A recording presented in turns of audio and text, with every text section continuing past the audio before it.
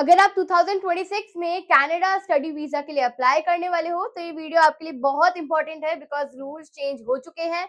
Visa approval rate भी अब आप पे डायरेक्ट इम्पैक्ट पड़ सकता है और अगर आप पुरानी इन्फॉर्मेशन पे अप्लाई करोगे तो रिजेक्शन के जो चांसेस है वो आपके लिए काफी ज्यादा हाई हो सकते हैं।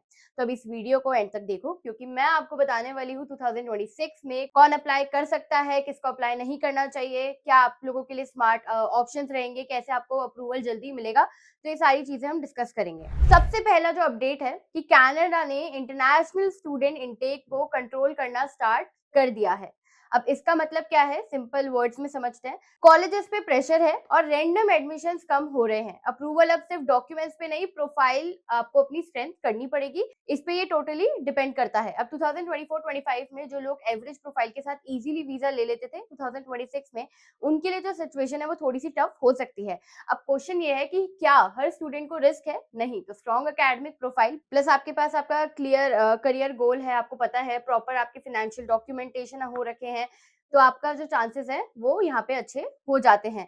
अब यहाँ पे हम बात करने वाले हैं फंड्स की, जो कि काफी इंपॉर्टेंट है। अब यहाँ पे सिर्फ जीआईसी दिखाना काफी नहीं है। वीजा ऑफिसर देख रहे हैं कि ट्यूशन का जेन्युइन सोर्स क्या है, फैमिली इनकम की कंसिस्टेंसी क्या है, सडन लार्ज डिपॉजिट्स आपने अगर किए हैं तो वो आपको जस्टिफाई करने पड़ेंगे, उसका प्रूफ चाहिए होगा। लोन डॉक्यूमेंटेशन आपको बहुत ही ज्यादा क्लैरिटी के साथ करनी होगी। अगर आपके अकाउंट में लास्ट मंथ में हेवी अमाउंट क्रेडिट हुआ है, कोई भी एक्सप्लेनेशन नहीं है, तो यहाँ पे आपका रिजेक्शन हो सकता है। तो आपको ये याद रखना है कि हर चीज का आपको जस्टिफिकेशन प्रूफ देना होगा।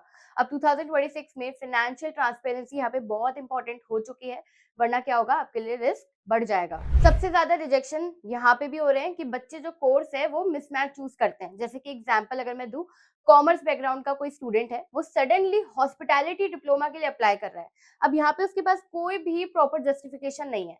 तो वीजा ऑफिसर को कन्विंस करना होगा यहाँ पे आपको कि आप जेन्युइन स्टूडेंट हो, ऐसे किसी भी कोर्स के लिए अप्लाई नहीं करना, जस्टिफाई करना होगा आपको, अपने एसओपी में मेंशन भी करना होगा। अगर आप चाहते हो कि आप वहाँ पे इमिग्रेशन कर पाओ तो यहाँ पे आपको जेन्युइन स्टूडेंट हो आप, ये चीज प्रूव करनी होगी।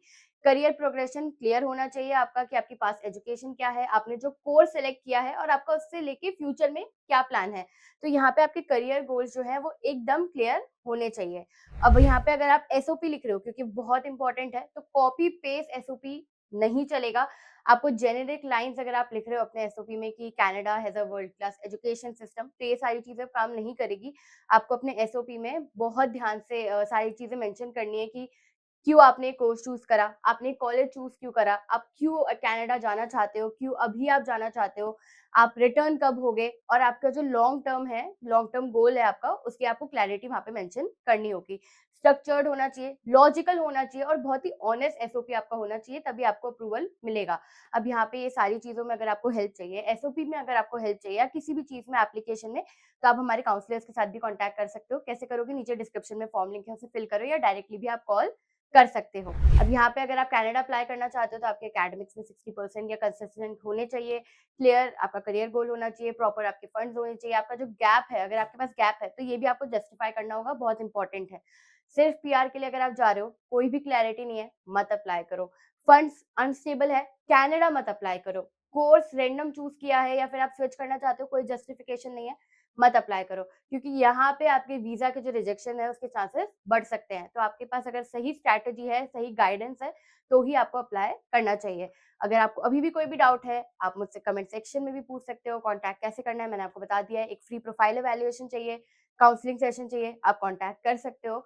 हर बच्चे की जो प्रोफाइल है वो थोड़ी सी डिफरेंट होती है, तो यहाँ पे आपको ये जानना जरूरी है कि आपको अप्लाई करना है या नहीं, और आप एलिजिबल हो या नहीं। अगर आप फॉर 2026 या जैन 2027 इनटेक को टारगेट कर रहे हो तो यहाँ पे आप कांटेक्ट कर सकते हो। और अगर आपको ये वीडियो अच्छा लगा, हेल्पफुल लगा, तो चैनल को सब्सक्राइब जरूर कर देना। इसी के साथ मिलते हैं अगली वीडियो में, तब तक के लिए थैंक यू सो मच।